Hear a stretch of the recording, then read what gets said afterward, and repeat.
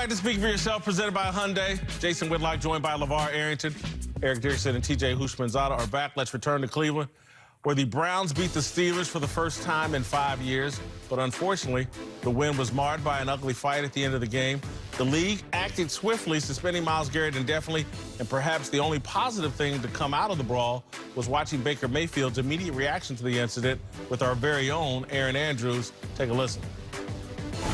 I didn't see why it started, but it's inexcusable. You know, I don't care, rivalry or not, we can't do that. That's kind of the history of, you know, what's been going on here lately, hurting yourself, and that's just endangering the other team. It's inexcusable.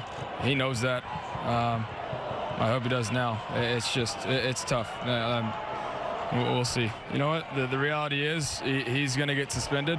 We don't know how long, and that hurts our team. And we can't do that. We can't continue to hurt this team. It's inexcusable. All right, question here is, gain any respect for Baker with the way he handled his post-game interview? No. And here's the reason why. Your first good answer of the day. Go ahead. Oh, my God. It was not, to me, it was not a post-game interview. It was a quick get him on the mic as soon as the game ended. A post-game interview is you give the players the opportunity to get into the locker room, cool down, maybe even talk to their teammates. Talk to the media. This is the process. LeVar, let me ask you a simple question. Yes. Between you and I, who's the journalist? Well, you're the journalist. That's a post-game interview. That is not. Let me break down. But post means after for a game. journalist, that's a post-game. That's a post-game interview. Yeah, we get to decide that. For a player, well, that's the key to all of this. If the player understands that they get to decide it and not the journalist, then they're in a good situation. Okay, well, let's do this then. Gaining respect for him after that interview. I don't, because he could have said, and he said all the right things. But here's why I don't have the respect for it, is because he needed to have the conversation and make sure his teammates, if you want to be a leader, right? Now you're on the... Have a conversation with your teammates before you say the things that you're going to say anyway.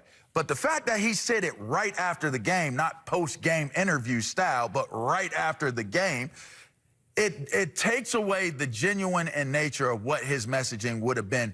No, what you think it undermines him as a leader. That's a good point. That's a good point. It does. You gain any respect?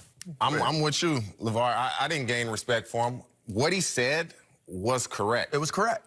But you want to get into the locker room and talk to Myles Garrett and Ogunjobi about what happened, what's going on. Let me make sure y'all for you to say, I didn't see it, I don't know what happened, you want to have your teammates back. And so they'll have your back in this situation the same way the Steelers had Mason Rudolph's back. And so, I mean, I didn't lose respect for him either. Gain respect? No, because I felt like regardless when you're right or wrong, you want to have your teammates back. And for you to say, oh, I didn't see anything, I don't know, then why would you say what you said? I think they put him in a difficult situation, you know, pulling him right off the field and putting him right there. Okay, I'm going to give an example. Remember Richard Sherman and Mike Crabtree? Yeah. Remember that? Yeah. That was right after the game. I mean, right, it just happened. Now, if you saw what Crabtree, Richard Sherman said, you know, that bomb receiver, he said more than that. Garbage receiver. Right. But now, okay, let's take that. Let's wait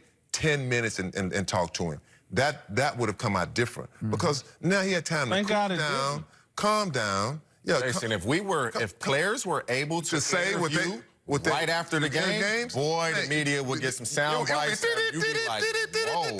No, I get it, but that's one of the great moments in Richard Sherman's career. That's going to define him. People love it about him. But people vilified him because they called him uneducated. They called him uneducated. Yes, they did. No, Eric, Yes, they called him uneducated. They didn't know the kid went to Stanford and graduated. Yes, they did. He's uneducated, you know, talking like a thug. They call him like a thug. They call him a thug. We can't just make this up. I'm not making this up. We can't just pull it out of our rear end. There has to be standards here. That's one of the great moments. People love that. Let me tell you the realness, the authenticity. We love it. You might love it, but I'm telling you, they vilified this man behind that. I mean, they did. Let me tell you what would have gained me respect for Baker Mayfield in that moment. Please. I appreciate this opportunity to talk on camera right now, but you know what's most important right now is that I get back here and talk to my team and see what's going on, and I'll talk to you guys in a few minutes. Solid points, because I just think that, not that you I'm want to the gain arbiter, respect. You want to gain respect. but Let that have been, and that would have been a defining moment for Baker Mayfield too, if he would. I think Baker may have hurt himself with his teammates here with these comments, because he certainly should have. And I liked his answers. I did in too. The moment. He handled himself very well. Very well. But to me, if I'm being the leader of the Cleveland Browns, let me go talk. I'm going to, hey, this was crazy. I want to get with my teammates before I make any comment. I want to make sure I'm on rock solid ground. Absolutely. I'm not out on the field. I don't know. Maybe the guy pulled a knife on him. Who knows? Who knows? You don't know. Maybe he said something that he didn't know. Yeah, well, Maybe he didn't. Maybe he said something. I get it. We always love to go there. There's no justification at the end of the day. And again, he's on rock solid ground. I don't care what name because first of all, he didn't call him a name, but if he did, I could care less. There's no justification for what he did. But Baker should have dealt with his team first and then the media and fans. I think this may be a problem for him in the locker room. That's not Baker's fault. I mean, you know, Baker's a young player. He's 24 years old. I mean, well, look, I'm not saying we know, James, we all can't agree with you. I know. I don't want you to agree. I just want you to understand what you're actually saying. I'm going to tell you, like, just like I said about Richard Sherman and Michael Crabtree. He just asked a question after the game. He didn't get his helmet. Is he okay? They didn't tug on Baker's helmet. Is he okay? Is he okay today? Baker, Bake, you good, Bake?